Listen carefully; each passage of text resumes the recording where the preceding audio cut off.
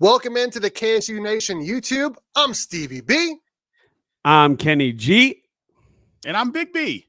And in today's episode, we're going to be hanging out with Big B, Brian Hanley, talking some K-State, West Virginia. Before we do that, though, Kenny, let him know about the subscribe button. There's something going on with it, man. Oh, man, this is really frustrating. We go over this all the time, but in the last 28 days, we've gotten 40,000 views. But it doesn't make sense, Steve, because if that's the case, then we should have way more subscribers than we do. So the only logical explanation is that our subscribe button is broken. So please do yourself and us a favor and click the subscribe button. Make sure it's working on your end, so that way we know it's working on our end. It just can't be the case that you guys are not subscribing to this channel if you're watching this many views on the channel and no subscribe button. That's crazy. So it must be broken. Go ahead and click it, make sure it's working. And I mean, that's the only way we can really diagnose the issue. So do that for us, please. Absolutely. And we got the amazing Brian Hanley in here on the offensive line from 97-98, playing with the best quarterback to ever play for K-State, Michael Bishop. Brian, dude, this is a pleasure to get you on here, man. It really is. No, man, I appreciate you guys having me. Absolutely. And you guys can check him out over on the Go Power Cat channel, the Big 12 Insiders, and you got another channel as well talking about the Pittsburgh Steelers. Yeah, Steelers Almighty. Okay. All right. And like I told you beforehand, I've been listening to you and Fitz for years. It's amazing to finally get you on here, man. And the first question, you were at the K-State Colorado game. You played against Colorado twice, beat them both times. Looked at the scores, 37-20, 16-9. How great was it for you to be able to see K-State play Colorado again, a Big 12 former North rival, and for K-State to win in a hostile environment, man? I want to get your take on that. Well, first of all, I don't think that Colorado should have ever left. I understand why they did. But I mean, they weren't in a power position anyway. But they left for money, thought the pastures were going to be greener. Turns out they ended up getting less money. But I don't think they should have ever left. So for them to be back, I enjoy it. I like Colorado in this conference. Colorado was always a school when I was a kid that I looked up to, because when I was a kid, Colorado was really, really good. So I think a lot of people, they don't know that or don't understand how good Colorado was for a long time. I mean, they were really, really good. So I'm glad they were back. I hadn't been back there since I played there back in 1998. But it was a fun atmosphere. It was a hostile crowd. I love a hostile crowd. It went overboard. Don't get me wrong. It did. Colorado fans suck. But at the same time, it was a good experience to be able to be there and witness the game and witness K-State beat them. I thought it was great. I thought it was a really good football game, number one. So that's why I thought it was so great. But for K-State to be able to come out the way that they came out on top gives me hope for the future for the rest of this season.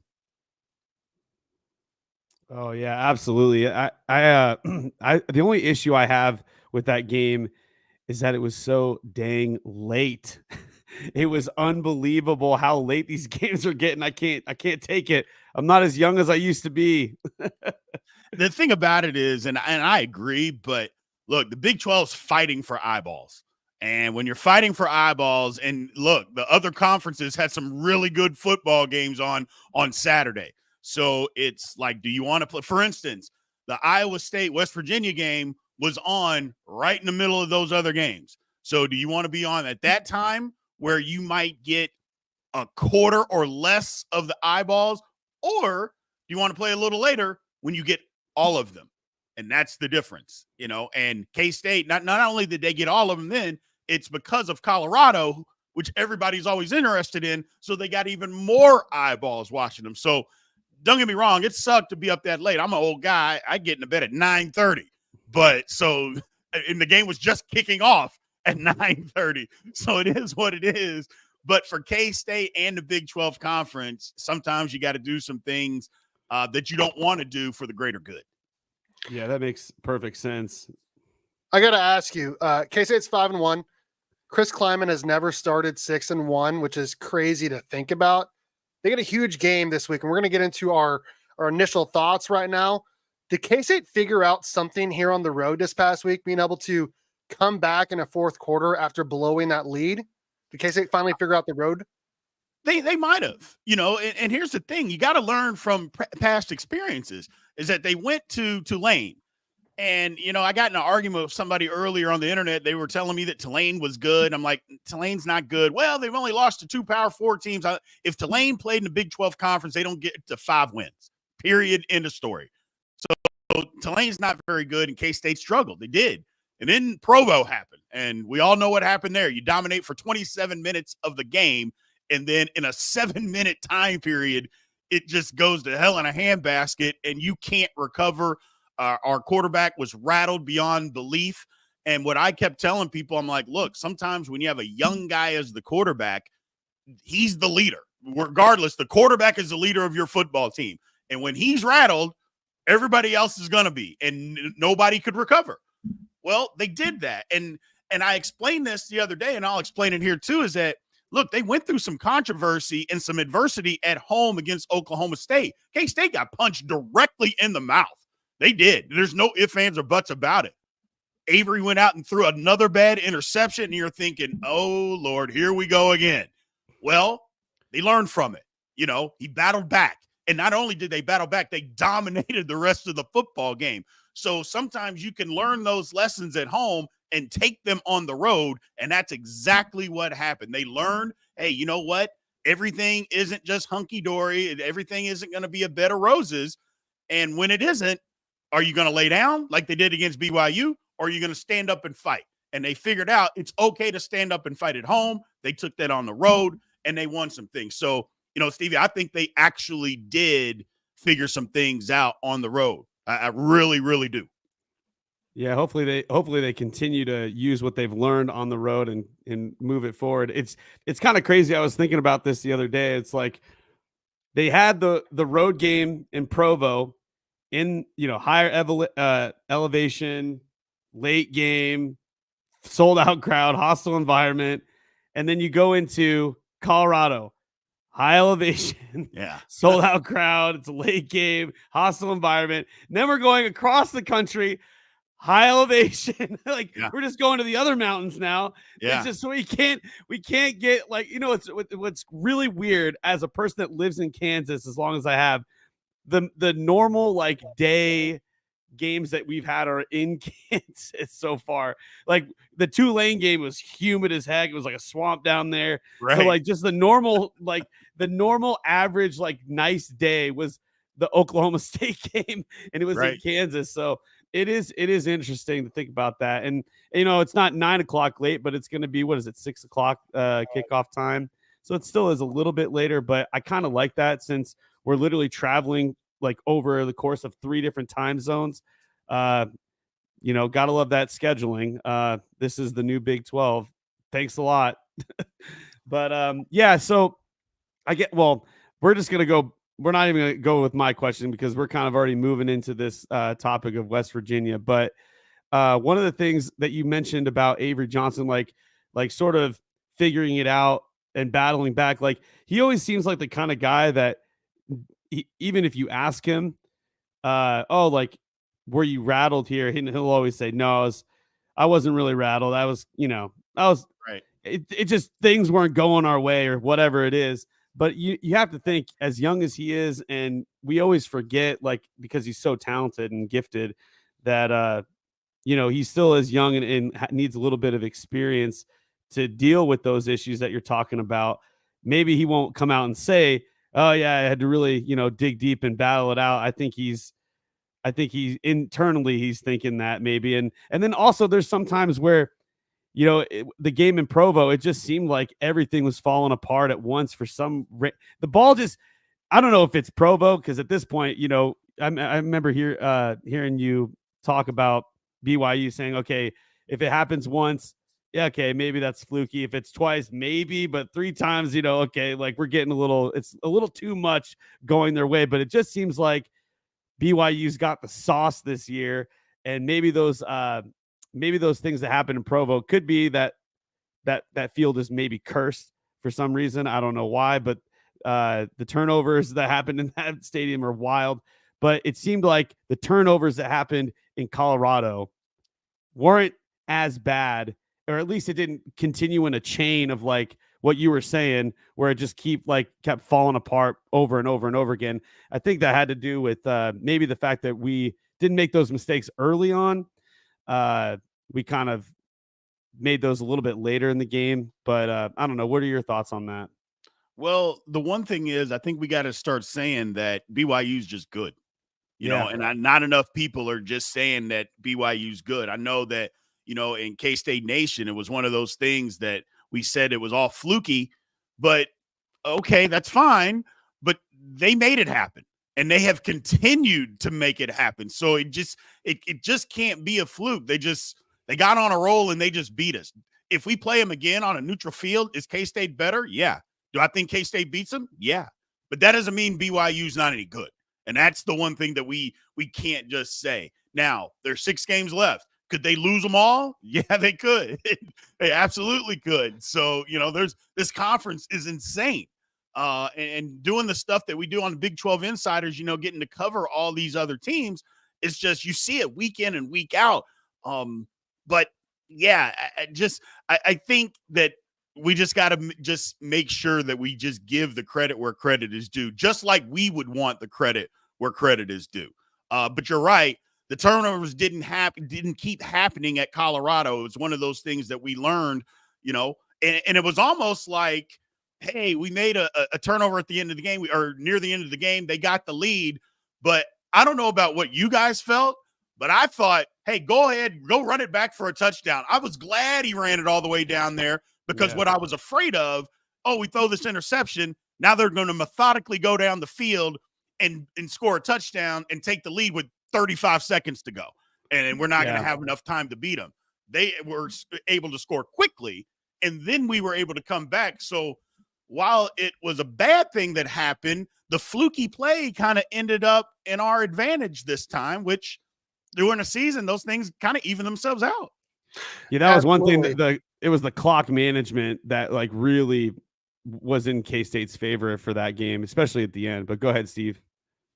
I was just going to say, I want to hit up this comment here and then I'm going to talk about it. Was Avery's interception at Colorado completely his fault, technique issue, or any issues with the play design call? I mean, it was just, they did a blitz on 4th down. He's trying to make a play. It is what it is. But what I will say about that is if you look back at Avery Johnson's last 2 interceptions he threw, one against Oklahoma State, one against Colorado. The very next throw for Avery Johnson against Oklahoma State was a touchdown.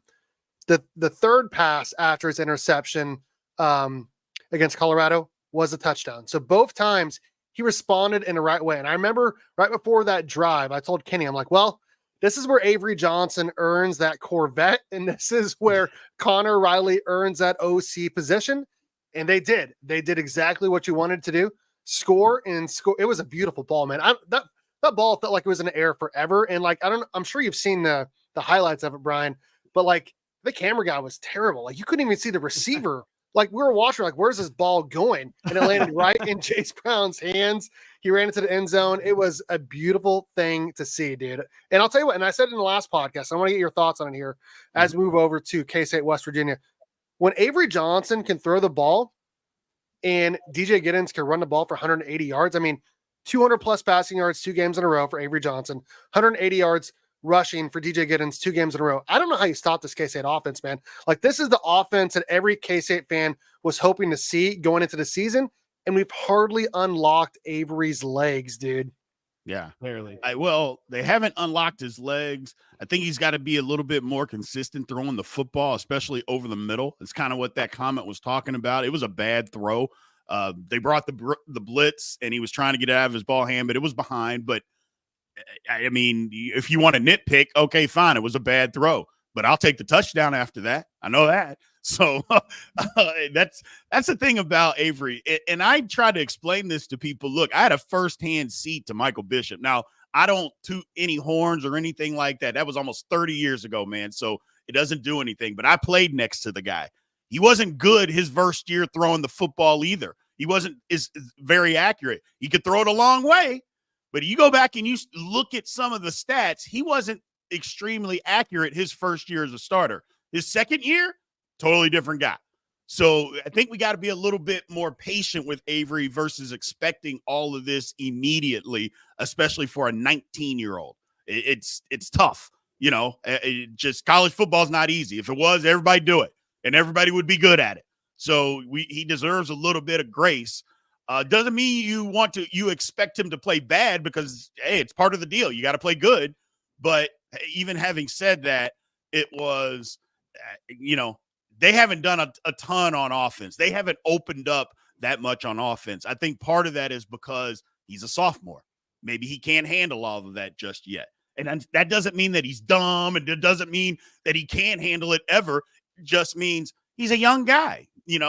Just give him a little bit to understand everything. They don't throw the kitchen sink at you immediately your first year as a starter, but they'll get there, and they are getting there. You're starting to see more and more and more, as the season goes on. But there's a lot more that can be unlocked. And we got more games to go, man. So as long as he is healthy, which maybe he'll run a little bit this week, maybe he won't. But as long as he's healthy, K-State's offense has got a shot. How dare you talk about Michael Bishop that way? How dare you? Yeah, I heard a crazy high number of like 93 yards. I don't know if that's true or not, but I heard he could throw it 93 yards back in the day. Yeah, he could do that. Saw it happen. Wow. Okay. Well, we're going to get into this K-State West Virginia. As we talked about Avery Johnson, getting better throughout the season, there's been one guy, Kenny, I think your favorite player on a team that's just been steady all season long, and I fully expect him to get a full dose against West Virginia, and that's DJ Giddens, man. This guy, he's an animal, dude. He shook Shiloh so bad, I think his ankles are still on the field, dude. Well, he dropped him like a Kendrick diss track, as the guy said on the broadcast. No, DJ Giddens is quite literally. I listen, everybody. Hold on. Do you guys hear that? You guys hear that? That's the DJ train. That's the DJ train. Listen, for all you people that are just now trying to get on board to this train's been going for a solid 2 years now. It happened the moment the UCF game happened at the Bill last year. That's really where the train took off, and it's been in full straight ahead, steam ahead. Listen, this train is built like a tank. It is solid steel. It's a beautiful train, really. It's got lots of room. Everybody can come right aboard. This train is going places, and it's just going to keep trucking along, one team after the other. He is quite literally the workhorse on this team. He's always been that for the last 2 seasons. I mean, like the second I saw him take the whole the whole load from, with the the whole load with the UCF team, because Trayshawn Ward was out. I was like, all right, this is our running back. And the fact that he was only a sophomore from the great city of Junction City, man, he's representing, and I love his attitude. He makes a touchdown, or if he doesn't make a touchdown, he makes a big run or whatever. He doesn't act like that. He acts like he's been there before. It doesn't faze him. He's never like phased at all. And he's just got that blue collar, work hard. And then all he wants to do, Steve, is really just go and run people over, truck them, and then go fishing later. That's all he wants to do in life, is to just go fishing and run people over with a football. I mean, that's it. And you got to love it. I love it. He's my favorite offensive player on K-State. And if he comes, I say this every time. We all know that 2025 is the year of K-State. If he comes back, I pray he comes back. That is a guarantee. I really, barring that everybody's healthy and everything, he will be Heisman. That's Heisman material. Not happening. I'm praying he comes back for one. Now, more here's year. the thing. I shouldn't say guarantee. NIL is crazy. So, it is what it is. It makes things a little bit more interesting these days. However, when you talk about an overall running back and what a prototypical NFL running back is, DJ Giddens is that. And in my opinion, he's the best in the country. Maybe I'm biased, really don't care. I know football. I know what I see. And when you talk about an overall size, now he's not a breakaway burner or anything like that. Yeah. But there's a lot of guys that aren't like that. But he's fast enough. I know that. And the one thing I know is that he's elusive. He's changed completely from when he was a freshman to what he is now. And if he comes back, which I don't suspect that he will, because as a running back, you have a shelf life anyway. Why would you risk another year in college football when you don't have to? But if he does, you're right, 2025. But look, I still don't – let's just – 2024. We got an opportunity. Yeah. Everything that K-State wants to accomplish is out in front of them. So, just continue to just get better and go win football games. And I mean everything that we want to accomplish is literally right there in front of us. Absolutely. Yeah, he's already on track to beating Darren Sproles' record for the fastest 1,000 yards in a season. I mean, if he does come back next year, he'll probably break the total yards record. That's almost a guarantee if he does come back. But yeah, he's my favorite offensive player. I love watching this guy. He's literally what you said. He's the total package in a running back. He doesn't have the game-breaking speed, but that's not really necessary in a running back. I mean, that's what you have wide receivers for.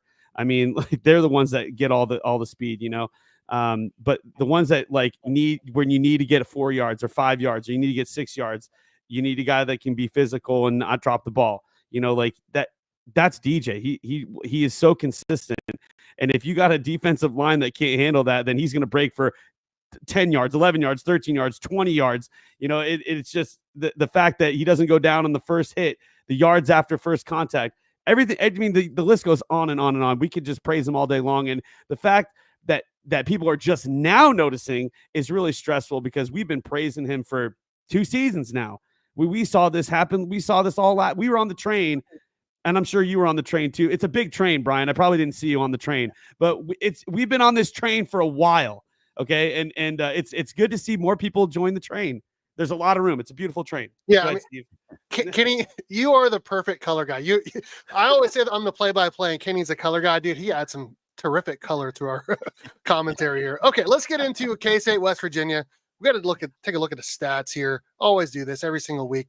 Stats breakdown. Here we go. K-State's got the advantage almost across the board here.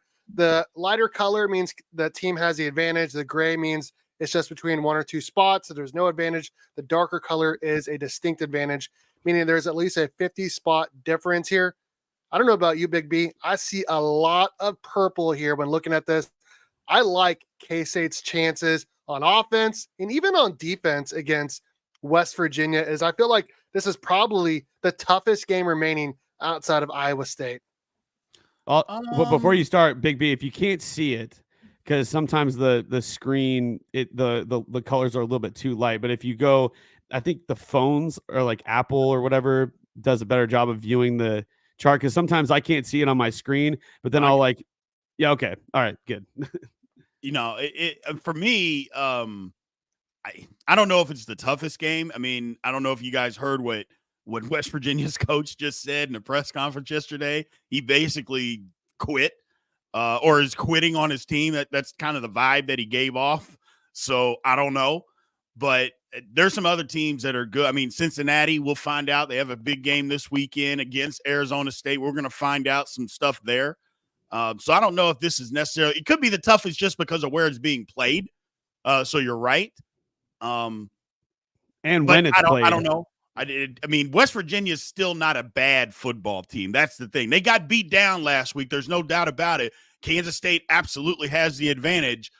But however, they're still a dangerous football team. And again, it could be a wounded football team because, like I said, Neil Brown basically came out and his comment, again, I don't know if you guys heard it. His comment was just, hey, I don't know why you guys are upset. I know we didn't win, but, you had a good time tailgating and, you had fun, didn't you? Which, that's a guy that doesn't want to get fired. And I'm like, oh, wow. I can't believe a head coach would say that. You had a good time tailgating. I'm like, and the weather's going to be nice. I'm like, he's really saying this in a press conference. And so maybe the team rallies behind that, and rallies behind the coach.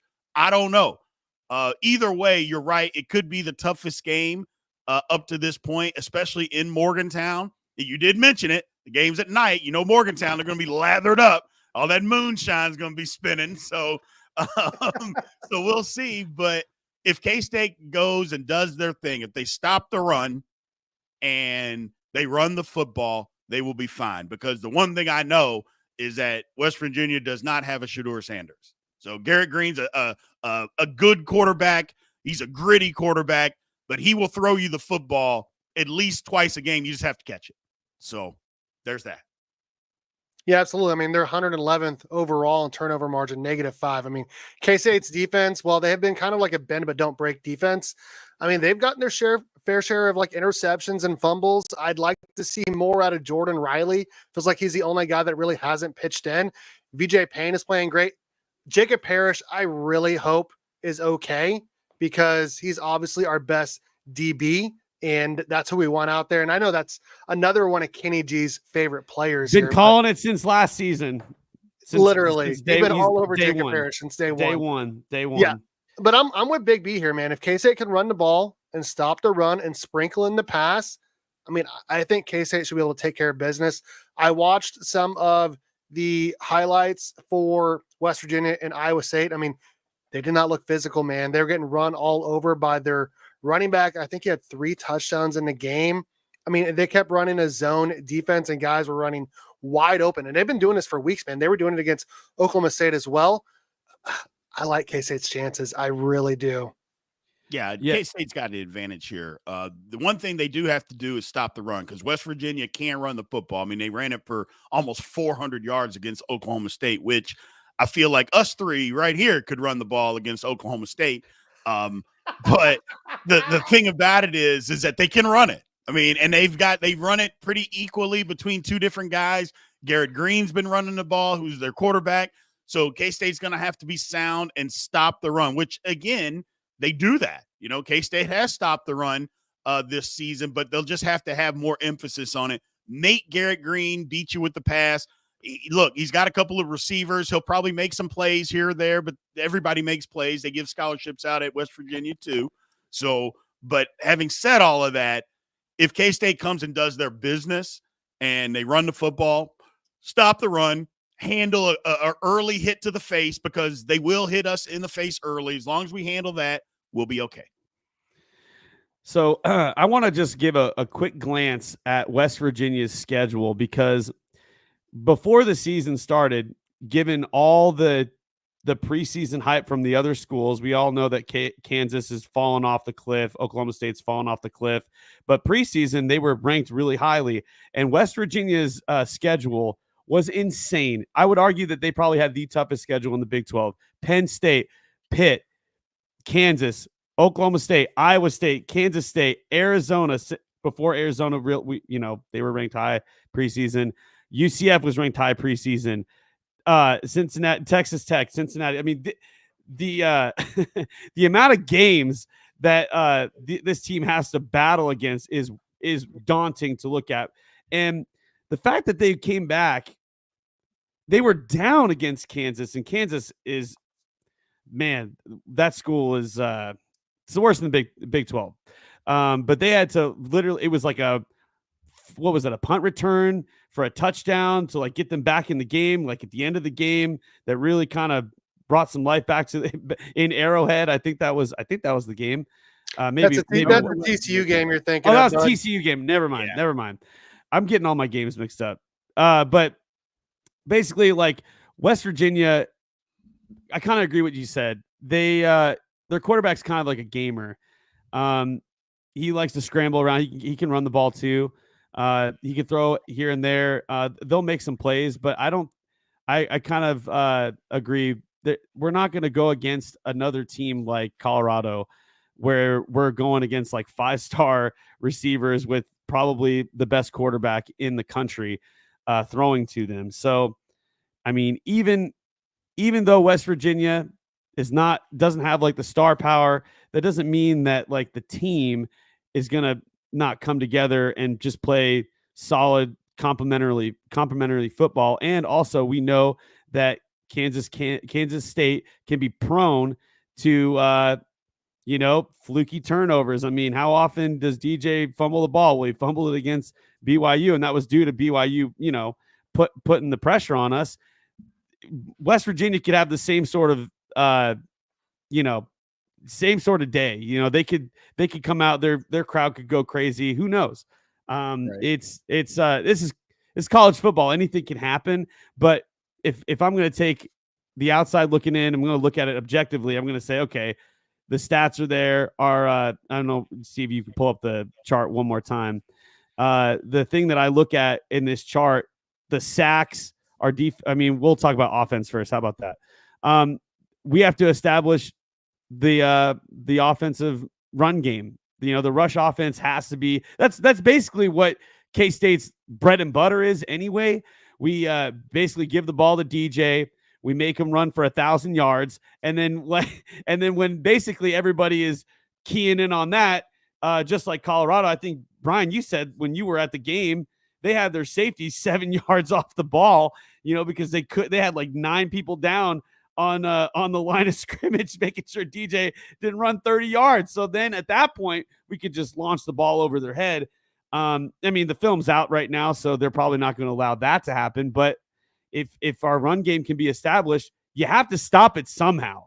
And so I think that's going to be the game plan. That's probably going to be the scheme for every single team we go for. Let DJ establish the run game, and then once we dominate in that area, then they have to adjust. Then we just basically establish the throw game after that. That seems like a really good. That's kind of what K-State did against Colorado, right? They did that in the first half, running the ball. Second half, they went to the pass when Colorado changed their defense. You saw it firsthand, Brian. What happened, if you remember the game, it was almost, first of all, DJ Giddens didn't start the game. Dylan Edwards started the football game.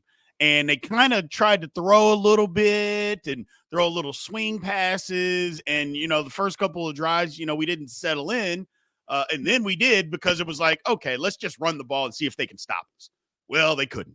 And we kept running the ball. So West Virginia, obviously, they watch film too. So they're going to see that. And they're going to do some things to take the run away early. I think what Kansas State probably will do is, we might try to run it, but we're not just going to jam it down their throat when they've got a lot of guys in the box. We may try to spread them out and run the football, but we also might try to throw a little read options, RPOs, stuff like that, where we're throwing the football when they think that we're going to run it, which eventually will open up the run game. I think that's to Kansas State's best advantage, as long as Avery can be accurate with the football. Well, think about how that game-winning drive started to win the game. It was an RPO. He threw a laser to Jace Brown right over the middle, and Colorado had, if he breaks that one tackle, it would have been a touchdown, because, again, they didn't have anybody back there.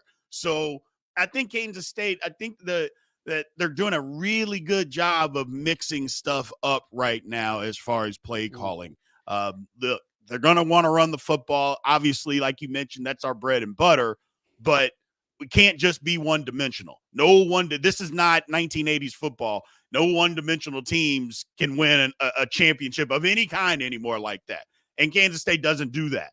So I think we'll run it enough, and we want that to be our bread and butter. And I think we can run it on West Virginia too. Don't get me wrong. I think we can absolutely run it on them. But don't count us throwing for 220, 230 yards either in this football game, because I think Kansas State has the potential to put up some points here. Yeah, and I think the thing that's been said ad nauseum is that Dylan and DJ need to be on the field at the same time. It's been said by almost everybody in KSU Nation. And I call it, what I actually call it is exit 313, because you got DJ with 3-1, and then you got Dylan with 3. So exit 313. It's obviously the exit for Manhattan, Kansas. But having the threat of exit 313 with Avery Johnson, it's like you could, and having Dylan, I guess, look, if you're going to have DJ be the running back, which he's at this point, who else? I guess DJ could play a slot position. Maybe, he can catch the ball too, but I think Dylan is more of a dynamic player, and would be better suited for that role. Maybe doing some jet sweeps and stuff like that. We have, Jaden Jackson doing our jet sweeps more often than anybody else. But I think Dylan could probably pull off a jet sweep. Why not? I think DJ and Dylan need to be on the field at the same time. It's been said 1,000 times, but I think K-State needs to incorporate that. I mean, 10 touches for Dylan just doesn't seem right to me. I think he deserves a little bit more, and I don't know if that's maybe because he hasn't had enough. Better than 5 for sure. Well, yeah. I mean, anything is better than nothing, but especially when you got a player like that. I don't know if it's just not knowing the playbook enough or, whatever. I just don't know what the issue is. I mean, the press conference interviews and all that other stuff. I mean, they always say, yeah, we want to put him back. We want to put him in as much as we can. I'm like, well, then why don't you? What's holding you back? I mean, I get that, but you also have the best running back in the country. So do you want to sacrifice giving the ball to the best running back in the country so that you can say that you gave somebody else 10 to 12 carries or 10 to 12 touches? Or do you just want to say, you know what, we need to win this game and we're going to give the ball to the best running back in the country? So Sure. I get it. I'm all for getting Dylan Edwards more touches, and 5 is not near enough. But you also got to read the room. And when I mean read the room, read what's going on in the football game, what's needed. Against Oklahoma State, that was the thing, is he got some touches. He was just on 2 runs, like a fingernail away from breaking long runs. I'm like, oh my goodness. Yeah. And it happened twice too. Yeah. So he's close. And just think about this, Steve, you talking about Kansas State, not opening up all of the playbook yet. Well, that includes Dylan Edwards. They just haven't opened all of it up yet. They really haven't. It's coming. I think we get a little impatient because we know the talent that we have. Yeah. And I get it, but I think it's coming. I think it's still coming. There's so much that you can do, but you can't do it all. And these are still kids. They're not professionals yet. You can't just throw everything at them and expect them to do it right. Put in certain stuff, get that down, and then go from there. But I think there's still more to come, man. I do. Yeah, absolutely. And Trevor says it here. He'd love to see a speed option, triple option of Avery, Dylan, and DJ. They've only done it once. Did it one time at BYU. So I don't know if they're afraid to get Avery hurt, which, I mean, I get, because he did get hurt against Colorado, and I was super worried. But thankfully, Roberson came in and he played pretty darn good. Honestly, I was a little shocked at how good he played.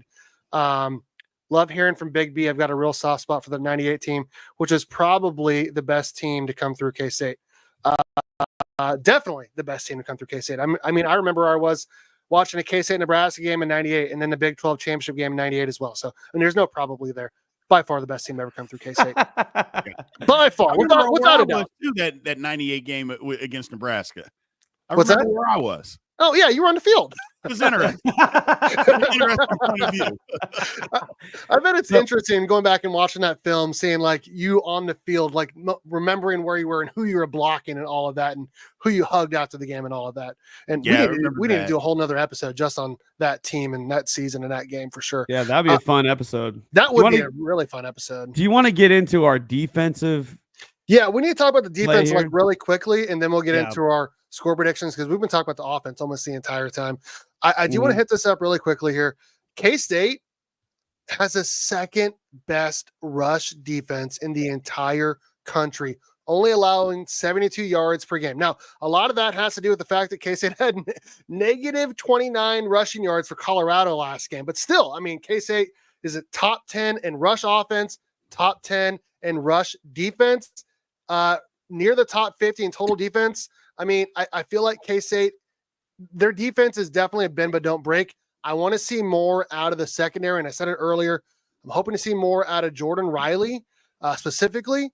That's the only thing I feel like that's holding K-State back, because the D-line is nasty. The linebackers are really good. I mean, I don't know about you guys, but like I've been like pleasantly surprised of Austin Romaine. That dude is everywhere, man. Like if we can get the secondary to match the energy of the linebackers and D-line, look out, because K-State could be really, really, really good. Big B, I want to hear your thoughts on the K-State defense, specifically the secondary.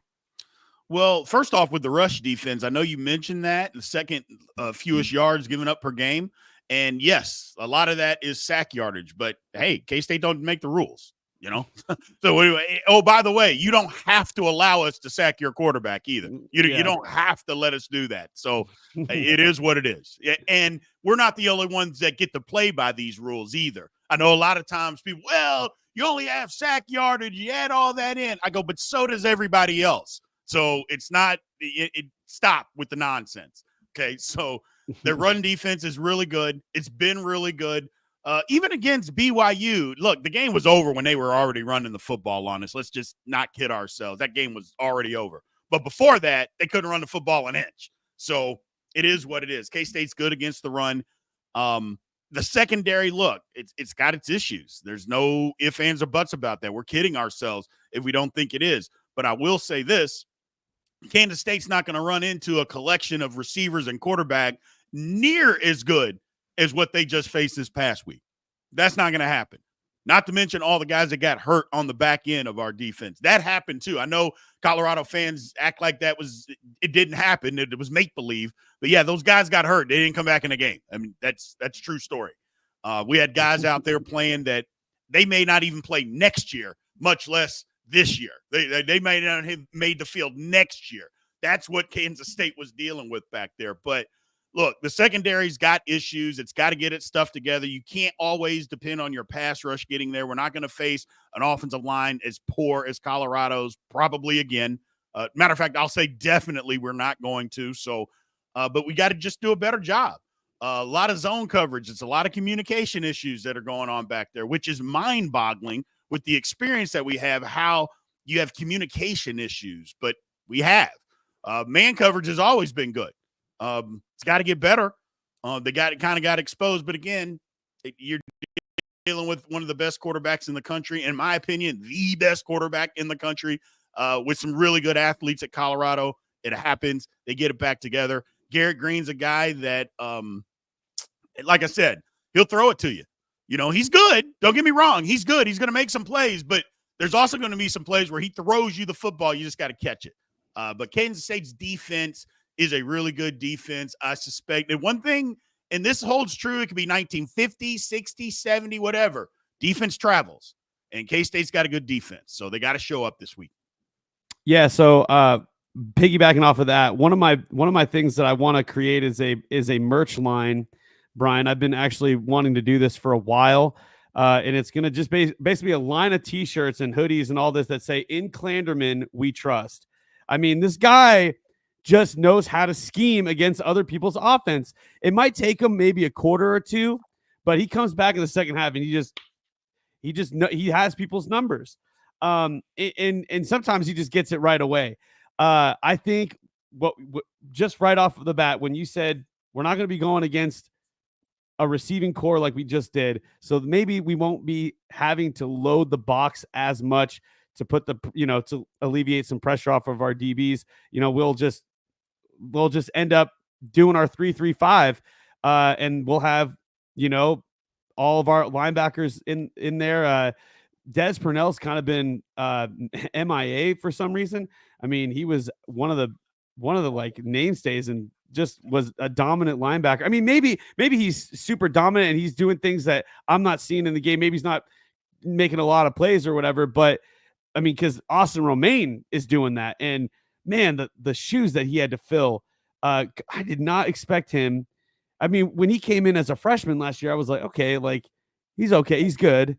I mean, we had a lot of injuries last season in the linebacker position, but Jay Clifton, the loss of him was like, oh man, like how are we going to fill this guy? This guy, was the guy for our linebacker position. But man, Austin Romaine has just turned my entire attitude around by this guy. I mean, he is quite literally, I think he's going to be the star of K-State's defense next year. I mean, he already is this year, but he's kind of like, I don't think he's the leader. I think that's Marquis Siegel. I think that's been said already by a lot of players that Marquis Siegel's kind of stepped in to that sort of captain role, getting people revved up.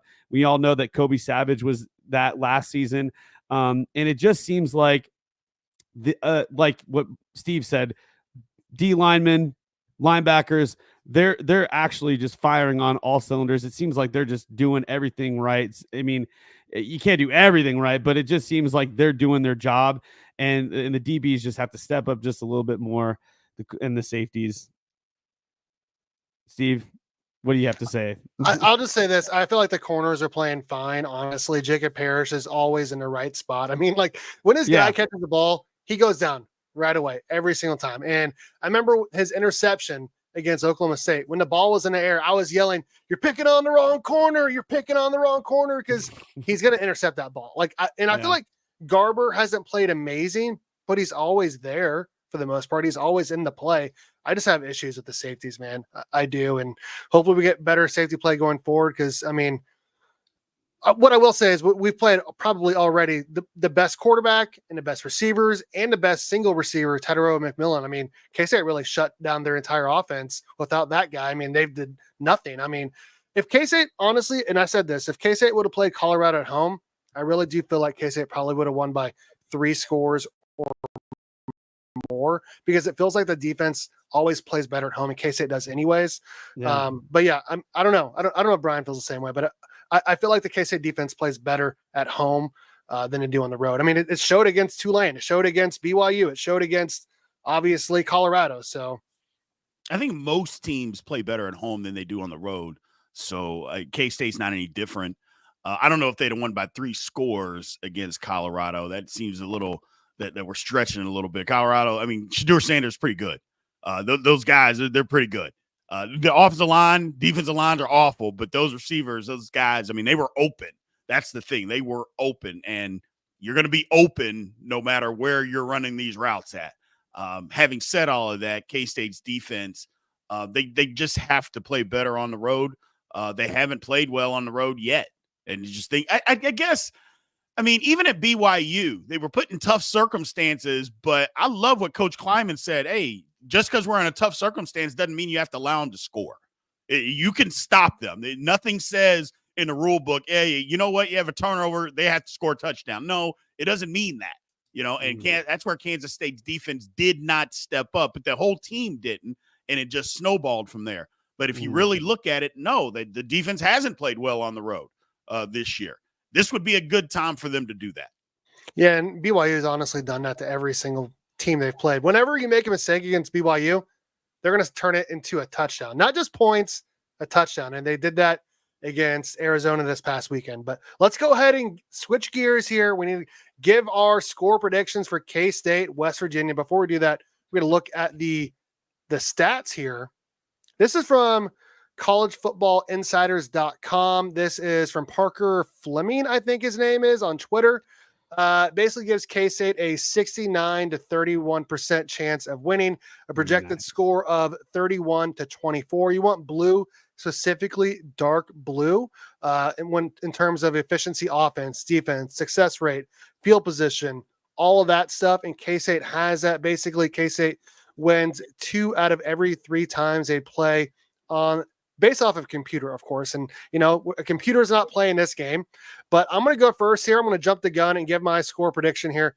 I think K-State wins this game 27-17. They're going to put together a drive late in the game to put the score out of reach, 2 scores, I think. And we'll give our hot takes here in a minute, but I got K-State winning 27-17. Kenny, what do you got? Well, K-State, there was only one game where they didn't score 30 points at least. And that was the BYU game. So they haven't really given me a reason to really doubt that their ability can get that, and especially since, you know, they played in a really tough environment this last week, and it seemed like they grew up a lot. So I'm going to say that K-State scores, we'll go 37, and we're going to give West Virginia 12. 37-12.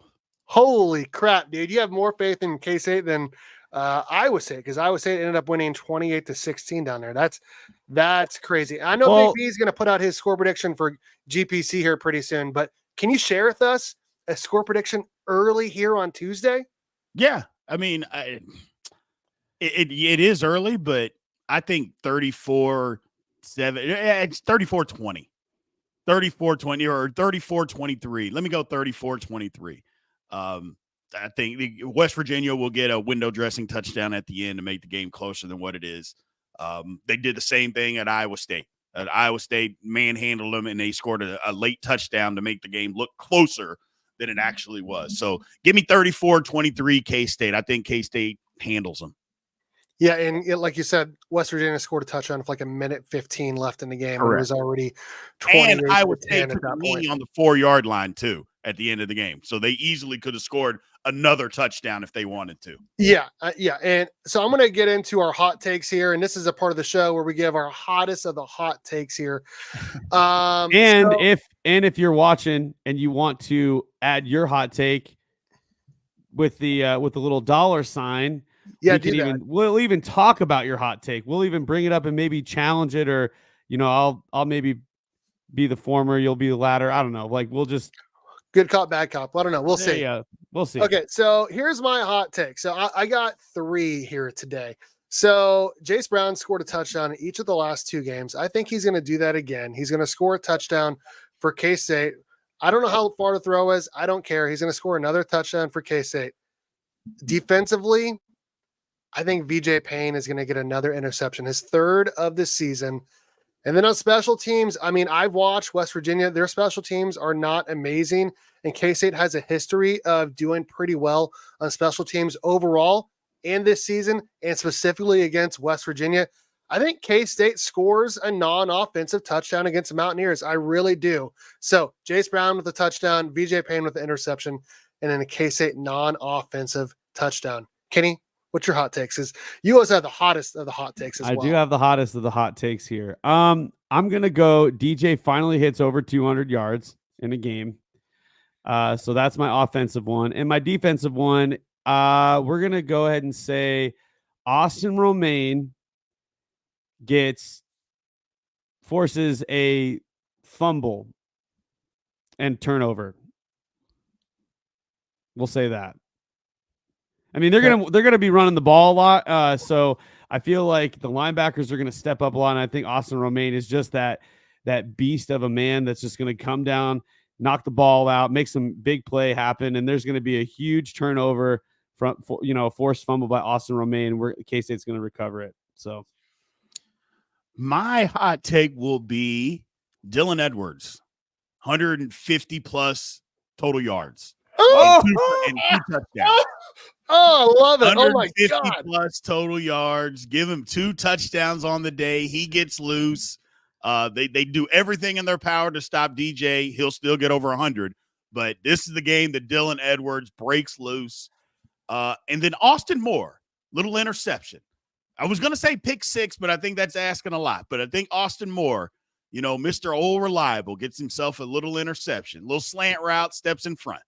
A little Austin the Machine Moore, dude. I love it. Dude, and Kenny met him this summer. I did. He was at the city park doing some sort of event, and I said, "Hey, what's up?" He's like, "Hey." It was really not that special. But man, the Dylan Edwards hot take, that is, I mean, you must think that Dylan's just going to be putting the moves on these people with these man, he's due. I hope so. He's got so much speed. He's due for a long time. At some point, he's got to have a breakout game. At some point, that has to happen. Why not here? Absolutely, absolutely. How many rushing yards does Avery get this game? Honestly, I don't think very much, because he's coming off of an injury, and like Big B said earlier, why would you take the ball out of DJ Giddens' hands to possibly injure your quarterback? I'm gonna set the over under at like 35. So I don't think very many. No, I don't either. I think 35 might even be high. I don't think they're going to call any quarterback runs. He might run scrambling, but I don't think they're going to do it because, number one, I don't know that they're going to have to. But number 2, if you don't need to take the risk, there's no reason to do it. Yeah, and I think with the way that the passing game was established in the second half of the Colorado game, I think the confidence in the receiving room is probably really high right now. And it wouldn't surprise me if Connor Riley just ends up drawing up a lot of passing plays. I mean, you saw that Iowa State was able to, establish a really good passing game against West Virginia. I mean, and like you said, Brian, K-State watches film too. So, I mean, they're going to probably see exactly what happened there. And honestly, 103rd in the country in passing yards allowed, dude. So yeah, they're definitely going to pass the ball against them. yeah. So maybe, maybe that hot take with Dylan is probably pretty accurate. They might do some running back wheel outs, and Dylan might break one out there. But yeah, I just think that maybe there might be a little bit more passing in this game than I originally thought about when I did my hot take. I might change my hot take to maybe Avery Johnson gets, instead of DJ's rushing for 200 yards, he might get over 100. I hope he does. My heart still breaks to the fact that they broke that streak that he was going on. But I think he might still break 100, which would be great. But I think the passing this game is going to be on fire because, like you said, I don't think Avery's going to be forced to have to run or anything like that. I mean, he might scramble and broken play and maybe just get the first down here and there and run to the sideline. But I don't think they're going to drop any running plays for him just because they're probably going to nurse that oblique injury or hip injury, whatever it was that he had. But seems to be able to throw the ball just fine, and I think they're going to be doing a lot of that in this game. So, yeah, that's the hot takes, the K-State hot takes. There we go. I think Brian took the cake on the hottest take of the day. Dude, I'll tell you what, and last week you said 5 sacks for K-State, and all the Colorado fans, I mean, we had like 50 people watching. Most of them Colorado fans, they went nuts, and K-State had 6 sacks. So, yeah. One of our hot takes, it feels like always happens. So it'll probably end up being Brian because he's a new guy here on our show tonight. Dante Sivas gets three receptions, doubling his season total to date. Now that's a hot take. He had 2 last week. yeah, that's what he's saying. It'll double. It'll go from 3 to 6.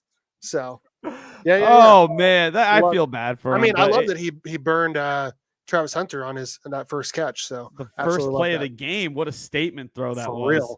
For real. Okay.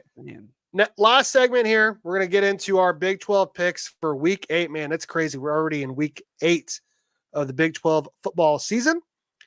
It gets kicked off Friday night. Oklahoma State at BYU. BYU favored by 9, over under 52.5. Going to Big B first, man. What do you see here Friday night in Provo? The BYU is the better football team. Oklahoma State has completely fallen apart. However, Mike Gundy after buys, always really good. But I think BYU keeps it rolling. I don't think that Ollie Gordon's going to play. I think his days are over. He got hurt the last game. I don't know how serious it was, but I think Ollie Gordon's days at Oklahoma State are completely over. Oklahoma State's going to make a quarterback change. They're going to go to a guy that's not any good, supposedly. We'll see. But I think BYU rolls. No Can score? you give a score prediction? Yeah. Oh, I didn't know if you did or not. No, I'm sorry, dude. Yeah. Go ahead and give us a score prediction and let us know if they cover that and hit the over-under, man. My bad. Oh, no, it's okay. I would say 34-13. Yeah, 34-13. I think BYU just rolls. Okay, so that covers Oklahoma State's ready to quit. They're ready to quit. I agree with that. I mean, that hits the under there. I'm going to go a little higher than that. I think BYU rolls this game 38-17. I mean, I think they're good. I think they're really good. I know you got to see them in person against SMU earlier this season. BYU kills OSU by 21. Yeah, I mean, that's my score prediction here. 38-17 hits it over as well. I think they have a great chance to start 7-0 this week, and I'm excited to get to watch this game and probably go to bed at halftime because I'm tired of staying up late. I'm not going to lie. Kenny, what do you got here, bud? Well, I'm just looking here, and other than K-State, they're two other home games. They scored over 40, and I think K-State's way better than Oklahoma State. So I'm going to predict that BYU scores at least 40, maybe even 45. I mean, they're going to be blowing the doors off of freaking Oklahoma State because, like you said, they don't have a quarterback. Their star running back nowhere to be seen. I mean, the guy that's in his uniform is cosplaying as him, but he's not the guy that we all knew from last season. So Ollie Gordon is nowhere to be found in the Big 12.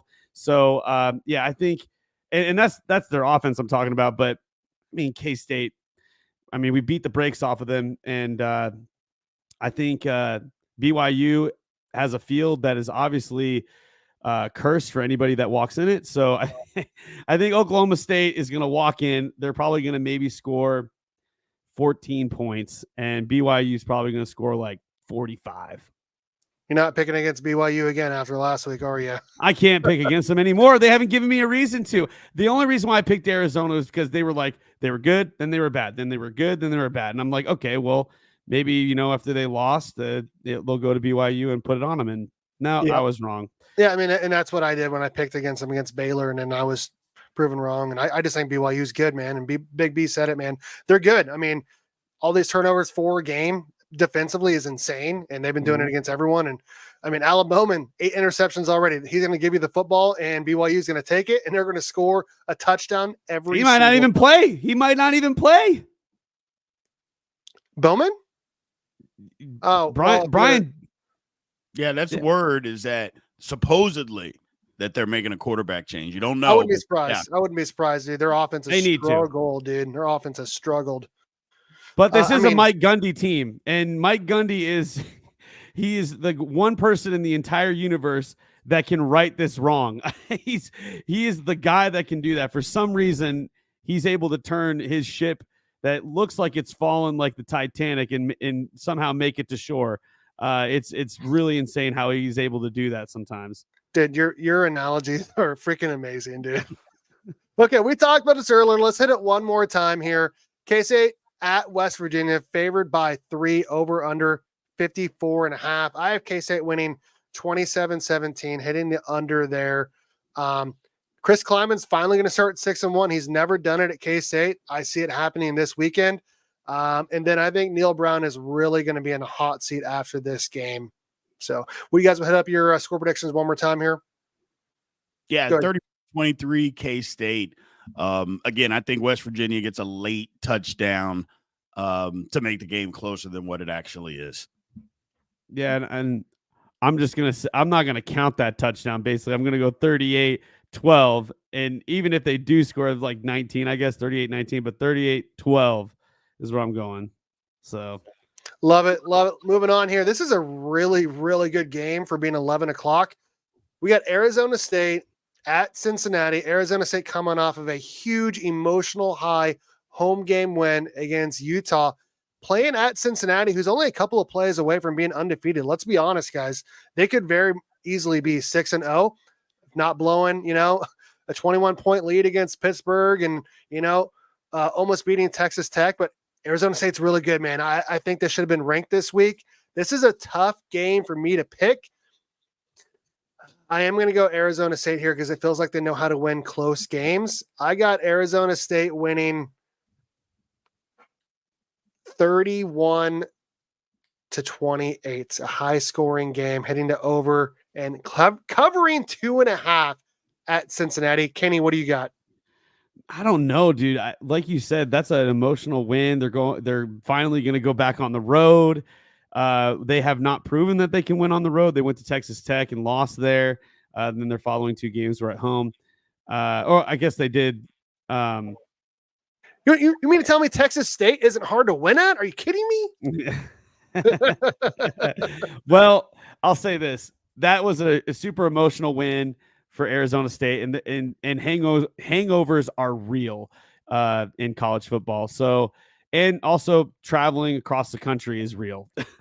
Apparently in this conference it is. So I'm going to say Cincinnati probably pulls this off. And I agree with you with the sort of a higher score. It's going to be probably Cincinnati 30, 33, Arizona 24. Gotcha. Wow, they got a little body clock issue happening maybe with, the West Coast team going over to the East Coast at 11 a.m. I mean, that's basically playing football at 9 a.m. Big B, what do you got here? What are you thinking, Cincinnati versus Arizona State? I mean, I like Arizona State and Cincinnati. I thought Cincinnati was going to stink, to be honest with you, at the beginning of the year. So they're playing a lot better. I thought Arizona State was going to stink. So both of them playing a lot better than what a lot of people thought. Emotional win last week for Arizona State. Cincinnati did too, but Cincinnati's was on the road. They're coming back home. I like Cincinnati 34-31. I'm going to be really interested in this game because K-State plays both of these teams here coming up, I believe, at home. So definitely going to be interested in watching this game for sure. And Scadaboo is a pretty good running back. I'm not going to lie. He's pretty fun to watch. I mean, he's not as much fun to watch as DJ Giddens, but he's pretty fun. So he has similarities, though. He likes to be physical. He likes to run between the tackles. He reminds me of DJ's the Toby same way. Gerhart. He reminds me of Toby Gerhart, honestly. Okay. Dude, I do not know what to think of this game. KU's only win is against an FCS team, man, and they've been in almost every other game. They just cannot win. Houston made a change at quarterback, won at TCU, and TCU won at KU. I don't know who to pick here. I'm going to go to Big B first here, man. What do you got in this game? KU favored by 6.5, over under 47.5. Houston made a change. Their offense is better. Their defense has always been pretty good. KU, the last couple of weeks, their defense has fallen apart. Can't stop anybody. But they had a bye week. And KU's talented. I know we don't like KU. We don't like to say good things about KU. Trust me, I don't. But truth is still truth. I think KU wins this one. It's not going to be as high scoring as what people think. 24-10, KU. Oh, man. The home field advantage is not really a home field anyway, so they don't have that going for them. Both teams are coming off of the bye week. And, Houston having that win, they're after not even scoring a single point in 2 games prior to that game. But for them to have a bye week to kind of sit on that win and, figure out what they did right. You can learn a lot from wins, just like you can learn a lot from losses. Although I respect your pick, at this point, I cannot pick KU to win any football games going forward. Until they win one game in the Big 12, I can't pick them to win anything because they just seem to find a way to lose every game. And right now, I think they're more focused on their basketball program than they are their football program. They don't even have a stadium, Brian. When has that not been the case? They have been focused on basketball over football. That's always been the case. You're right about that, but they don't even have a stadium right now. I know they're rebuilding it. It's just a joke. All right, calm down, KU. I agree with the low scoring because Houston's offense hasn't proven that they actually have it there. But I mean, they did score. What did they score? Like 30 something points. When they went against I think it TCU? was 30-19 at TCU. I could be wrong, but I believe and that was TCU. I mean, you hate playing this game, but TCU beat KU. So transitive property, right? They have to win, right?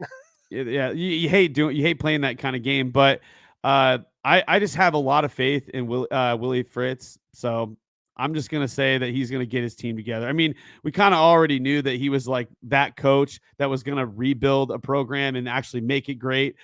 He's done it twice already in 2 different schools. So you have to know that you have to have faith that he's going to do it here.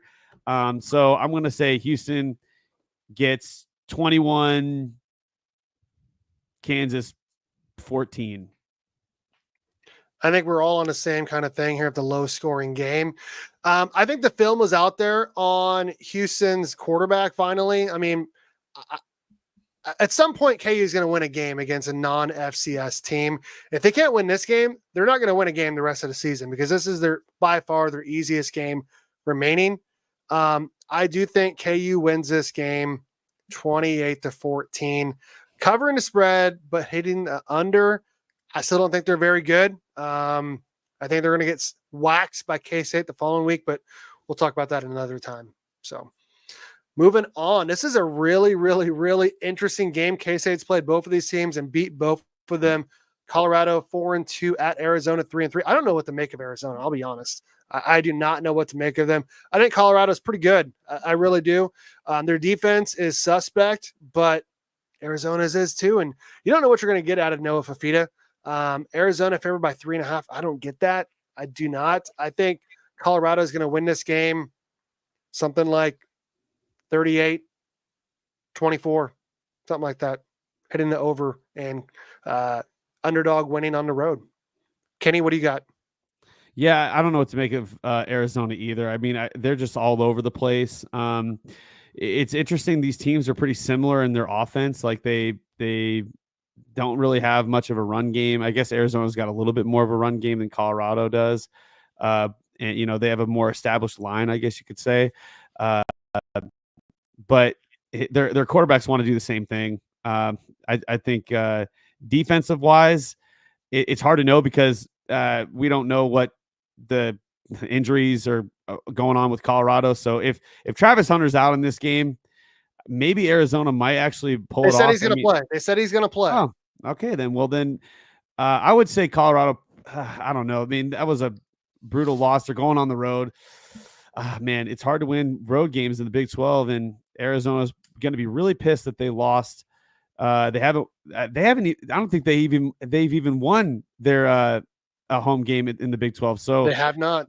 Oh man, I could see why they probably. It's going to be a close game. Let's go 33-28. Colorado wins. Okay.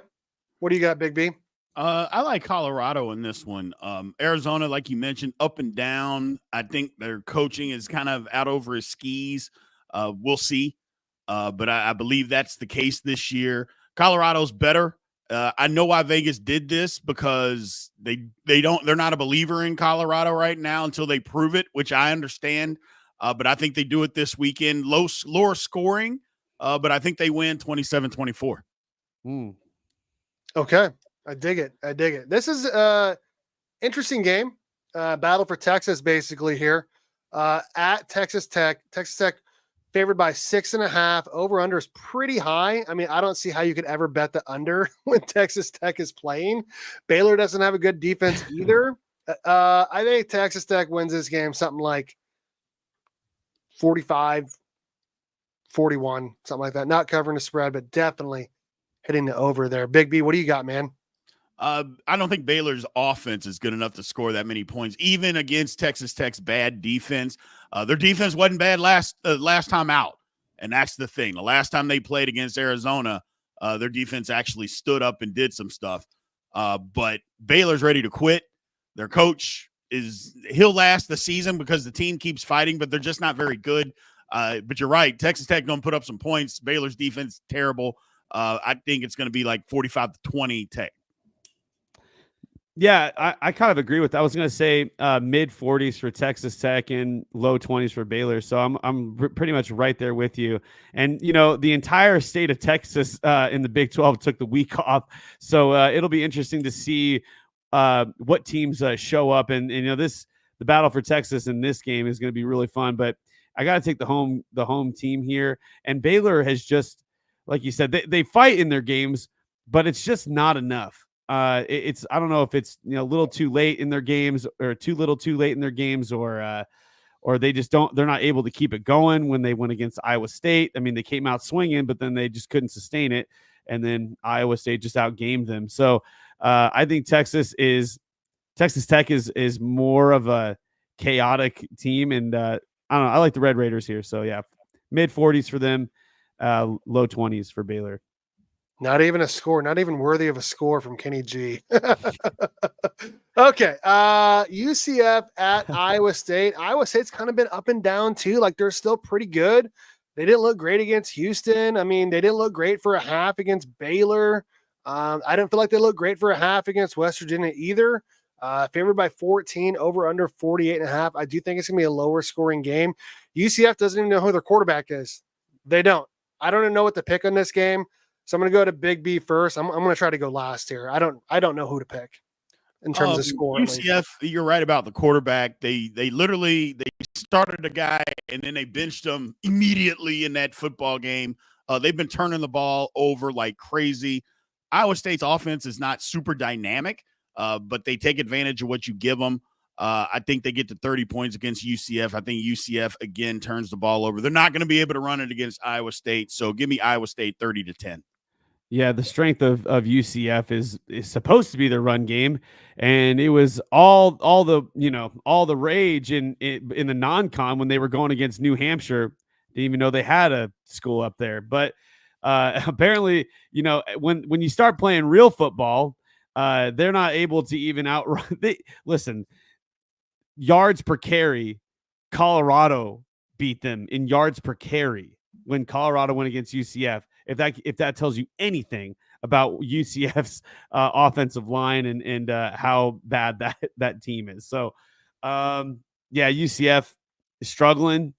They're going against Iowa State in Iowa. That's tough. I mean, that's one of the hardest environments to play in. And the time 6:30 and it's they don't have a chance. UCF might get a touchdown. Iowa State 28. UCF 7. I'm pretty close to that, dude. I really am. I got Iowa State winning something like 34-7. I think UCF is just a bad team. I mean, we power ranked them, 14th or something like that this past week. I had them lower than you did. Team. Yeah, I think you did. I think you're right. Yeah, I got Iowa State winning 34-7. Okay, last game here. I can't scroll anymore here. TCU at Utah. Cam Rising's gone. Cam Rising's done for the. He's not gone. He could come back for year number 8 at age 28. He's going for a third presidential term. Oh my God. I think Utah is gonna be pissed off after losing. I think they're gonna put a whooping on TCU, something like 28-7, something like that. What do you got, Big B? I think TCU, I think their defense is terrible, but I do think they'll be able to put up some points. I think this is a higher scoring game, but I think Utah is just better. They'll keep it down somewhat because they're going to try to keep the ball away from TCU. They're going to run it, and TCU can't stop it. They won't be able to. But give me 34-20 Utah. Yeah, I mean, I agree with what you said there. I mean, Hoover's a good quarterback. I think people, because of the team doing so bad, they kind of overlook how good he is. I think he's a really talented quarterback. But yeah, their defense is really, really bad. And Utah, with all the hype coming into this season, they were talking about, they were going to run the Big 12, that they had the best defense. It's not really been as advertised in the preseason, but a lot of preseason predictions are basically in the trash at this point. No one knows what to think now. And we're just going to have to let the games be played. So I'm going to say Utah will give you 33, TCU 14. That's a look around the Big 12 for week 8. This has been a pretty fun podcast. I'm not going to lie. This fulfilled a lot of dreams for Kenny and I having Big B on here, man. We got to have you back at some point to talk about your time in 97, 98. I bet you have some crazy stories to tell us, man. I do. I'd love to come back. I appreciate you guys having me, man. I had fun. Absolutely. Absolutely. Well, since I didn't get a chance to ask you a question at the beginning, I think I'll ask you a little question right now before we head out. Hopefully it's not too hard to answer. Since you got to experience something that not a lot of people get to experience, even when they go to college, nobody really gets to play D1 football. Is there anything that K-State does culturally that maybe no one really knows about that you can share with us that we do differently, that could really just is kind of what makes K-State K-State? Here's the thing is that, I've been around football my whole life. My dad was a high school football coach when I was a kid. So literally I remember going to football games when I'm 3 years old. What kind of separates programs is the family type of an atmosphere. And I know K-State took that up a notch with Bill Snyder 2.0, everything about family. But what it really wasn't like, it was a family type of atmosphere, but they really, really dug into that the second time that Coach Snyder came back. But the one thing about K-State is kind of the loyalty, and the people don't forget how bad K-State was. That's the thing. That's what separates K-State from everybody else is that, heck, I went to Coffeyville. I didn't even know Kansas State existed in football. I knew they had a basketball team, but I didn't know they even existed. I mean, and that was in 1995 that I didn't know that they existed as a football team. That's kind of what separates Kansas State from everybody else, is because they were so bad for so long, and they don't take for granted being good. Sometimes it gets on my nerves, I'll be honest, a little bit, because K-State fans play the woe is me card, and I'm like, it doesn't have to be the woe is me card, okay? It doesn't have to be the little engine that could. It wasn't like that when I was there. There was no woe is me Kansas State. That didn't exist. We were just better than everybody else. And I think we can get back to that. Times have changed. Obviously, circumstances are way different. College football is different, but it can get back to that. But that's the thing that separates Kansas State from everybody else, is they don't take success for granted at all. Like a lot of other programs that you see can take it for granted. Kansas State football fan, or just Kansas State fans in general, they don't take success for granted. And that's it's just different there than it is at other places. Yeah, I think Bill Snyder turned. I mean, there's a reason why his name is on the stadium. I mean, he quite literally turned this program completely around and gave the not just the college, but the entire town of Manhattan and the surrounding areas something to be proud of and something to be happy to support. And I mean, it's gotten better with Snyder 2.0, and Chris Kleiman has really just come in and impressed me so much with like how he's been able to take what has been given to him and carry it to where it. I mean, like he came in 2019, he's already won a Big 12 championship. And, now he's dealing with the NIL and things are going crazy. And, watching college football now has never been easier because of all the different broadcasting availabilities and everything. And so, we live in a crazy world, and it's cool to see K-State has not been pushed to the wayside, is what I'm trying to get at. We're actually in the conversation, and I get what you're saying. Like, oh, we should be talked about more, but it's like, well, if you see where we've been, you can kind of see why people don't really talk about us as much. I mean, here and there, we've had our shining moments, with the 98 team and Colin Klein, with the Heisman Trophy and, the 3 Big 12 championships. I mean, like we've had our moments, but it has really been off the back of Bill Snyder really turning this around, and a lot of credit has to go to him, and then also the players that believed in him and worked hard, and you were part of that. So I mean, it's awesome to like, I'm sure for you to see how this program has evolved to what it is now, and hasn't like fumbled along the way. It's actually been taken care of. That's kind of cool to hear, though.